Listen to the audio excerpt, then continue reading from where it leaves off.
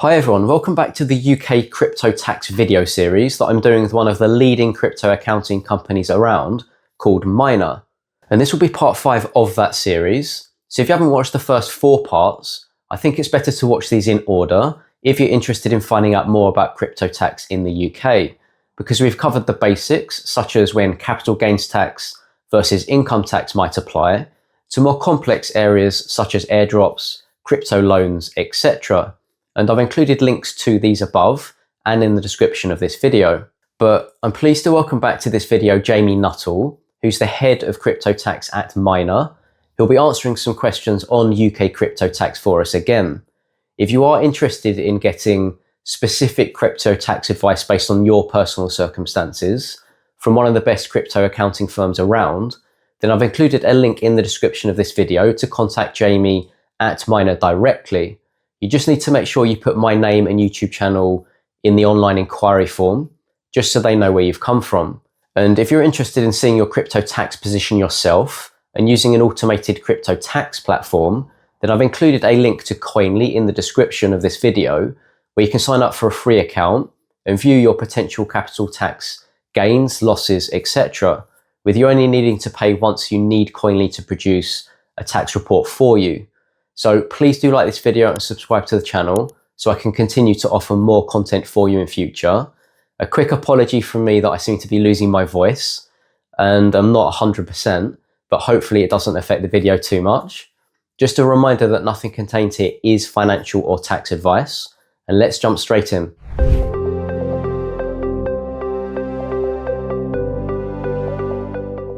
In terms of records, because I know you have a lot of clients in crypto who you advise and you've helped with their crypto taxes. What records would you advise? So if somebody came to you and said, regardless of crypto gains, losses, whatever, but let's maybe take it at a more complex example rather than just a basic one, i.e. holding one cryptocurrency and not doing anything with it. But what records do you like to see? So if you, obviously you can get their addresses and stuff, but what would you recommend for an individual investor to keep in terms of records? So like buying, selling, swapping, staking, loans.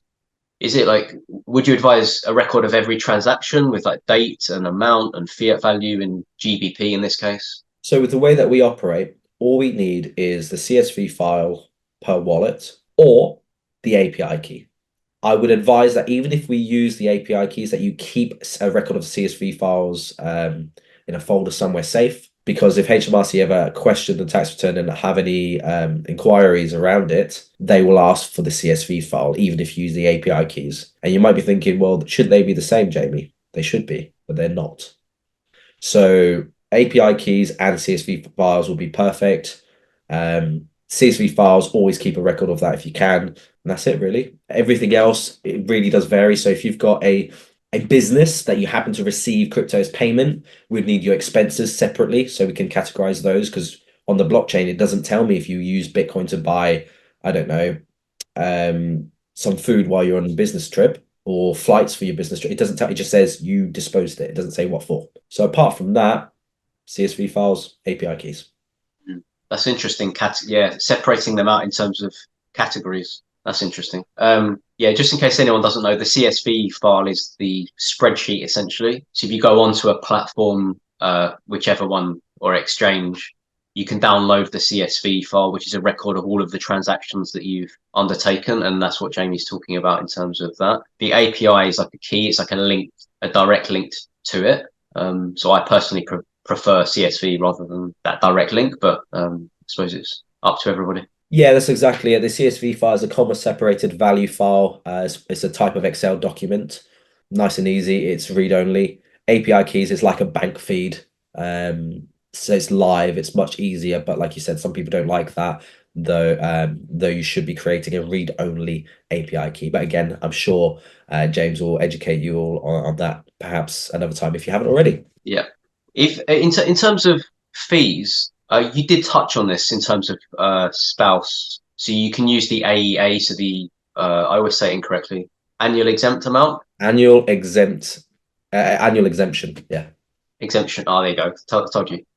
So you could use your spouse. Your spouse's 3,000 AEA. You can use your own personal kind of AEA of 3,000 as well. That's 6,000. What can you deduct? So transaction fees. I was just thinking kind of out loud. A crypto accountant's fees. So for Yeah. example, your fees, Koinly's fees. Yeah, so with taxation, there's something called wholly and exclusively. So with any expense, it has to be wholly and exclusively for that thing. Okay. Now, the usual ones would be something like accountancy fees. It would be Coinly fees, crypto tax calculator fees, recap fees, whatever software fees that you have. It could be a subscription that helps you trade. One could argue that's wholly exclusively for your trading or for your capital or for your business or whatever it might be. It gets a bit more complicated when you've got three different areas to look at. So the three areas would be your self-employment section, your miscellaneous income section, and then your capital gain section. Now, miscellaneous income and self-employment are within the same regime. It's just that miscellaneous income does not charge national insurance. So there's three sort of sections. But anything that is wholly and exclusively, now that is very difficult to give you an exact what is allowable and when and which regime and which section, because everyone has a different idea. But let's say you have an NFT project that you created and you run, so it's a real business. Your flights to Miami conferences and whatnot to promote the actual NFT itself would be tax deductible if you've flown out there specifically to do that for your work and your business. Whereas if you are I say trader loosely, you're a general investor and you fly out to Miami so you have a good idea of what to buy and what not to buy, and you're paying capital, that's probably not allowable in most situations. So it is very different and difficult. But yeah, accountancy fees, legal fees, subscriptions, software, maybe I'm trying to think of anything that's quite generic, but that's probably it for most investors in this space. But yeah, if you've got a business, something that's self-employed or considered miscellaneous income, there's a bit more. If you've got mining income and you've spent money on a mining rig, that's wholly exclusively for the revenue generated by mining. So that would be tax deductible. If you have nodes and creating passive income, one could argue that the expense for the initial node, which generates the revenue, would be expendable, definitely. So there's a lot more than you think. And if you are an influencer online, for example, and you are getting sponsorships in crypto, whatever it's for, you're just getting paid crypto for sponsor to be sponsored. Your fees for your let's say your Twitter monthly fees, maybe I don't know if you pay for YouTube to get preferential things or not, but something like that would be allowable as well. Maybe your subscriptions, maybe you've got staff members that help you with your whatever you're doing, that's all tax deductible in this situation. So hopefully that gives everyone a general overview, because it's very bespoke. Yeah, and I think the big one there that most people are not aware of are the costs. So if you use an online tax platform like Koinly, or if you used a crypto accountant like yourself, for example, that's a direct part of working out your tax, and you can claim that back. So, like for example, if you made a large crypto gain, which hopefully a lot of people watching this will, I don't know, 200,000 or something, then it probably, if it's quite complex, it probably makes sense given that that's tax deductible to use that. As long as you're not charging me 200,000, Jamie. I promise you, I won't charge you 200,000, maybe 190. Yeah, okay. But yeah, in those situations, if the only reason why you're paying an accountant is to deal with it, you could argue in some situations that yeah, that's tax deductible in this situation, definitely. It's how you frame it and the reasons for it. The more expensive it is and the more bespoke it is, the more likely I would say it would be allowable. But yeah, definitely would look into that if I was any investor. And if you're looking for an accountant, just ask him like, is this going to be tax deductible? If so, how much would I save? Because you might look at a fee of, say, I don't know, £5,000, and you go, oof, I can only afford 4.5. Well, if it's tax deductible, it's actually really 4. Yeah, definitely. And if it is of interest to anybody, and you want to jump on a call with Jamie to talk through your personal circumstances, there is a link in the description to the video, and you can get in contact. And a lot of people have already spoken to Jamie about that. Yeah, please do, please do. We and make sure you mention James K when you speak to me, as I will make sure that you get a 1 hour free consultation.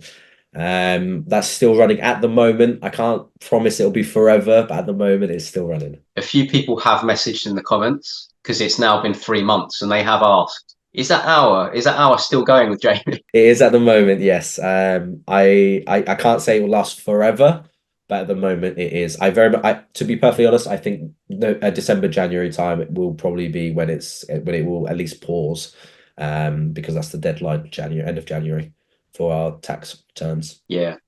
So I know we talked about automated tax platforms a fair bit, I think, in our video series so far. So I don't think we need to go into detail there, but including in some of the comments, and I did a video on Koinly specifically, which is where some blockchains don't get picked up on them, and some of the complex newer cryptocurrencies are not supported on them. If we kind of take the automated crypto tax software out of the equation a little bit, what would you say are some of the either the easiest or the more complex blockchains to track transactions in for crypto tax purposes? Yes, absolutely. So I would say the easiest one would be anything that's EVM compatible. So Ethereum virtual machine, anything on the Ethereum blockchain is probably the easiest. We just have so many great tools out there that can help with that.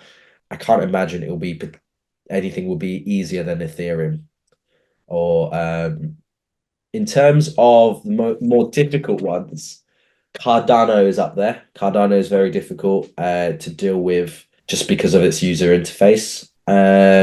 Bitcoin, surprisingly, is extremely annoying. We do it so often because most people, as you can imagine, will have some form of exposure to Bitcoin, but it's still a pain in the backside, because of the what's it called, the BRC1, the ordinals address, basically, for starters. The fact that that's separate and new. What else would be quite difficult? It's all about the scanner. It's about the scanners, I guess. If the scanners are good, it makes it a lot easier. Solana's fine, so I'll put it up there with Ethereum. So I'd say, yeah, Solana and Ethereum on one side, and then Bitcoin and Cardano on the other side. Surprisingly. Yeah, so if it has a decent explorer, as it were, decent scanner, it's easy to kind of cope with. Yeah, because any questions and issues that we have, we can use those tools to make things happen and cut out asking the client, for example. I mean, a lot of times we have to still ask the client just to be wary and say, even if they have the answers, we say, "What is this?"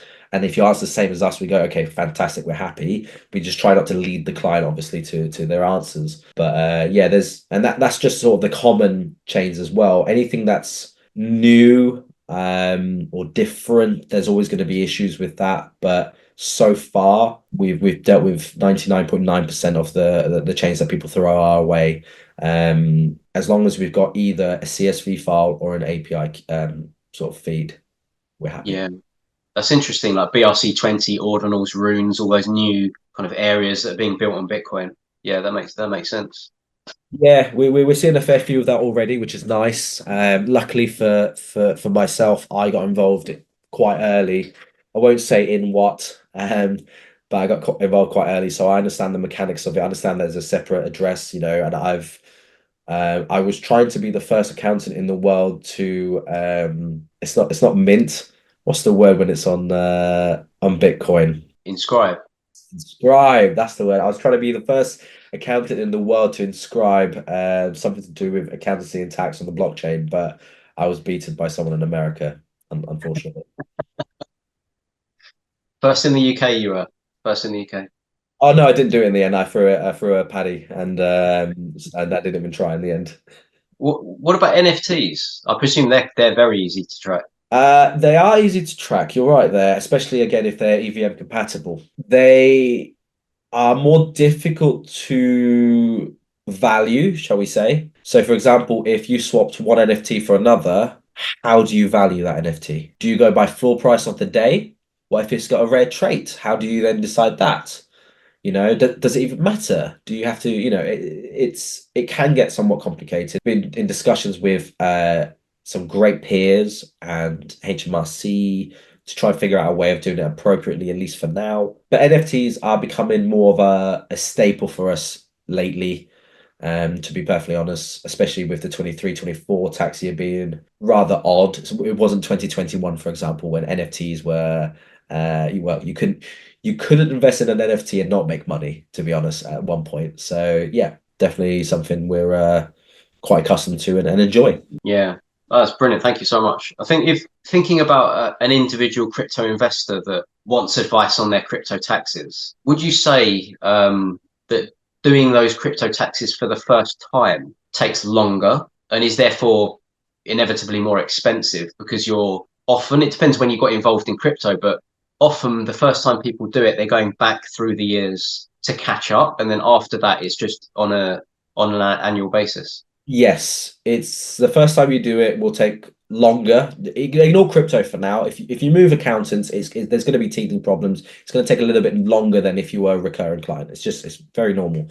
Add crypto into that. Add the fact that you as an individual are going to get used to an accountant. Maybe you've never had one before. Maybe you've never had one with crypto before. It's a slightly different process. There's lots of things that will make it longer. And then on top of that, you've got multiple years. If you've just gone, bother, I didn't know I had to do this before. So yes, it's going to be more expensive, more time consuming. And we acknowledge that. As a firm, we also acknowledge that you're not going to go straight to crypto and do, 10,000 transactions a year. It's very unlikely. You're going to build it up. You might have a slow year, whatever it might be. So we respect that. We appreciate that. And what we try to do for the first year is have a very fair quotation where we amalgamate the data, we figure out what we can afford and how to budget it. And the fee tends to be a lot lower than you expect for the first year. Still more than ongoing, but it won't necessarily be, say, 4 or 5 times as much for 4 or 5 times as many tax years, because we're going to be reasonable about it and make sure it's appropriately priced. So yes, be wary, but it's not as bad as you think. I've had many occasions when, for example, I'm picking a random number here. We say, oh, this is going to cost you 50 grand because of this, that, and the other. But let me have a look. And it turns out, I don't know, it now costs 15 grand as an example, just because it goes. I'm not saying our fees are necessarily that high, by the way. Random number, don't be put off. I could have said £50 and £1.50. But yeah, so especially with your viewers who are now getting a free 1 hour consultation at the moment anyway, it's worth taking it just to figure it out. Because if you might go, oh, I can't afford any more than 6 grand, it's like, well, it might be less. You just don't know until you find out. Yeah, no, definitely.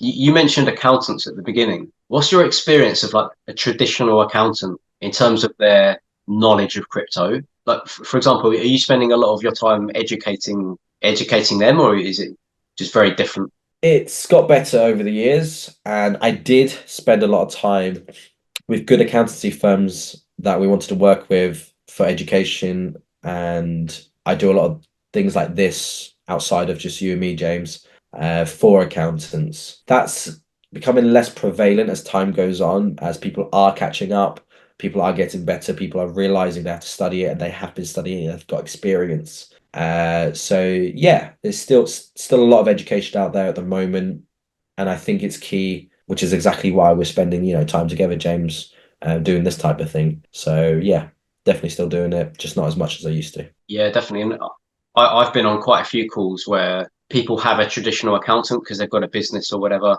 and they're now getting to the stage where they're looking to move to an accountant that specializes in crypto that can advise on those things like tax avoidance, wealth management, things like that. So yeah, that's really good. Although we are a one-stop shop for all your needs, we are happy to work with current accountants if you prefer. So we have a few clients who have their accountant, they have their business with them, they just got a large crypto portfolio. We'll deal with the crypto, give you the figures, then your accountant will chuck them on the tax return with everything else, and that's fine. We are accountants, we can do all that, but if you prefer for us not to for any reason, we're not going to argue with that. It's up to you what you want to do, at the end of the day. So that ends this video on UK crypto tax regulations, and hopefully that's helped. But do look out for the other videos where I ask Jamie some more questions. It certainly is a bit of a minefield, quite stressful and complex if you've made a lot of transactions over a period of time. So having someone there who's qualified, experienced and knowledgeable in the field can save you a lot of time. And I'd like to thank Jamie for giving up his time again and sharing his expertise here. And if you're interested in getting specific crypto tax advice with Miner, then you can contact them directly using the link in the description to this video, which will take you to an online inquiry form. And you just need to add my name and YouTube channel in the referrer box, just so they know where you've come from, basically. And a great starting point is also Koinly, the automated crypto tax software that I did a video on in my channel also. And there's a link to sign up for a free Koinly account in the description to this video. If you have any other questions about crypto tax, please do add them in the comments to this video, and we'll do our best to answer them in a future video. And if you're interested in more of a tailored approach to your crypto education, and you think you'd benefit from having someone look over your shoulder and guide you on your journey, I do offer one-to-one coaching to those who have the desire and means to educate themselves further. And there are links in the description where you can message me and book in a free video call to see if we'd be a good fit. And if you found this content interesting, please do like the video and subscribe to the channel, as it really does help. And have a great day.